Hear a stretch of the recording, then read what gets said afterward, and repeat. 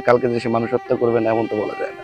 নির্মম এই হত্যাকাণ্ডের পর বাচ্চাদের খোঁজে পাগলপ্রায় হয়ে ছোটাছুটি করতে দেখা যায় মা কুকুরটিকে।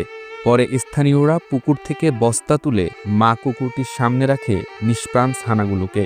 যে দৃশ্য দেখে পাষাণের বুকও কান্নায় ভেঙে পড়ে। কুকুরটা আমরা অনেক ছোট থেকে মানুষ করছি, খাবার দিয়েছি ওকে। সকালে দেখার পরে ওকে নিয়ে যায়, আমরা তার ওখানে মাটি খুঁড়ে আমি ওখানে কবর দিয়ে আসি। অভিযোগ উঠেছে উপজেলা পল্লী উন্নয়ন ও সমবায় বিভাগের ক্ষুদ্র কৃষক উন্নয়ন ফাউন্ডেশনের কর্মকর্তা হাসানুর রহমান নয়ন ও তার স্ত্রী বাসভবনের সামনে থাকা পুকুরে কুকুরের ছানাগুলোকে বস্তাবন্দি করে ফেলে দিয়েছে। ওনার ছেলে বলল যে আমার আম্মু ময়লা ফেলানির ব্যাগের ভিতর করে বাইরে পুকুরে ফেলাই দিচ্ছে। সেই অনুযায়ী আমি আর সেলিম ভাই ওই কথা অনুযায়ী পুকুরে খুঁজতে যায় দেখি যে একটা ব্যাগ পড়ে আছে। সেই ব্যাগ ওখানে আরেকজন লোক ছিল লিটন নাম, ওনাকেও ডাক দিলাম, ডাক দিয়ে ওনার সামনে একটা বাঁশ দিয়ে ব্যাগটা উঠাইলাম, উঠাই খুলে দেখি ওনার ভেতর বাচ্চা, মরা বাচ্চা।